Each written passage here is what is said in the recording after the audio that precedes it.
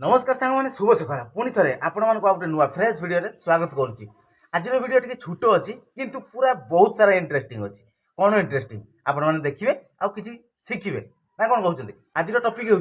आम 5 इंच ईटा आपण मैंने तो 10 इंच ईटा जानते 5 इंच ईटा केते लगुच केते फुट कांथरे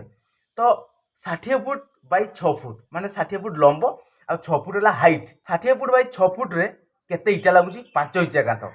तापर आपण मैंने इजी हिसाब से 10 इंचिया कांथ कैलकुलेट करेंगे। तो बर्तमान तो पूरा साइड उपर को जीवा आ देखा आ शिखा ना कौन कहते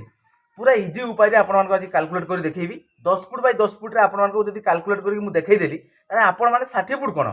120 फुट भी इजी उपाय आपने कैलकुलेट करेंगे। एमती जब मुझे कहि आपण मैंने विश्वास करेंगे। मुझे जानी आजिकालिका लोकों मोर विश्वास टोटाल ना कौन पाई कहले जदि आपण मैंने न देखिए जदि एमती मुझेदेवी तार आपण मैंने कहे मिछ कहूँ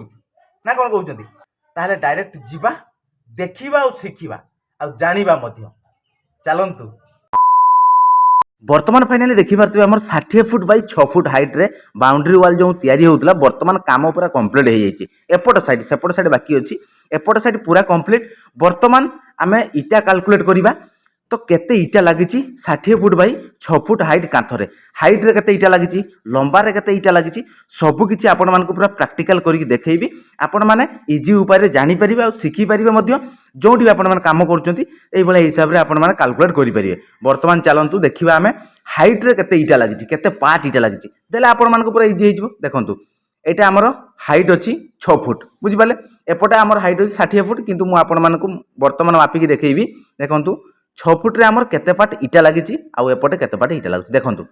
एपटे अछि 6 फुट रे देखि पारथबे हमर 20 पार्ट इटा लगी। देखंतु ऊपर तल पर्यंत आपण माने पूरा क्लियर गणी पारथबे पूरा 20 पार्ट इटा लगी देखि पाले। पुणी एपट साइड आमे देखिबा 10 फुट लंबा रे हमर केते इटा लगुची देखंतु वर्तमान आमे एठी कोट जो अछि कोट पाखर मापिबा 10 फुट देखि पारछंती 10 फुट पर्यंत हमर इटा लगी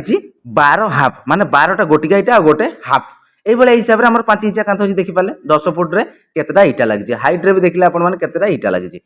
आपण मानक वर्तमान 6 फुट हाइट रे मु क्लियर कर देले जदि आपण माने चाहिबे जदि 10 फुट हाइट रे आपण माने केतेटा इटा लागुची आपण माने इजी ऊपर कैलकुलेट कर परिबे। एपटे लंबा रे भी केतेटा इटा लागुची आपण माने जानि पाले 10 फुट हाइट माने 10 फुट लंब रे वर्तमान जदि आपण माने चाहिबे 60 फुट लंब देखि पारछंती पाचेरी हमर हेची 60 फुट पर्यंत केते इटा लागुची आपण माने सेही भले हिसाब रे ई सहज ऊपर कैलकुलेट कर परिबे। ये थिला हमर 5 इंच कांथरे इटा मेजरमेंट ए भले हिसाब रे आपण माने देखिले 60 फुट लंब आ हाइट हैला 5 सॉरी हमर 6 फुट। आ देखंतु गोटे भल इंपोर्टेंट कथा कहूँ आपण मानक देखंतु एठी गोटे गैप छड़ाई देखि पाले एपट साइड रे सेपट साइड देखंतु सेटा माप अछि 10 फुट सेठू सेपट को 10 फुट अछि एठू एपट साइड को देखंतु आ गोटे गैप अछि देखि पारथुए देखि पाले से गैप रु सेपट गैप को अछि हमर 20 फुट काहे कि एम्ति गैप रखा हिची। जदि आपण माने बाउंड्री वाल करूचंती ताले एई भले गैप रखिबे मिनिमम आपण मानकर 15 रु 20 फुट डिस्टेंस रे गोटे गोटे पार्टीशन रखिबे गोटे गोटे गैप रखिबे मिनिमम तार गैप रहिबो 1.5 इंच ए भले हिसाब रे देखंतु से गैप रु सेपट हमर जो गेट अछि गेट को हमर 20 फुट अछि सेपट हमर तो गेट अछि किछि गैप रखिबा दरकार नै ए गैप रखले तार बहुत गुडाए रीजन अछि आ एपटे देखि पाले पूरा हाइट हमर थिला 6 फुट रो 60 फुट देखिले आपण माने 5 इंच कांथरे मेजरमेंट हैला जदि आपण माने चाहिबे 10 इंच कांथरे मेजरमेंट करि परिबे केमती यार डबल इटा लागिवो माने 5 इंच कांथरे गोटे गोटे इटा लागुची जदि 10 इंच रे करिवे ताने डबल इटा लागिवो। एबे आपण मानको डाउट पूरा क्लियर देखिले तो पूरा सहज उपाय रे आपण माने आज पूरा क्लियर हे गले केते इटा लागुची केते लंबा कांथरे हमें केते इटा लगेई परिबा तार मसलार गैप केते रखिबा केतेटा इटा लागिवो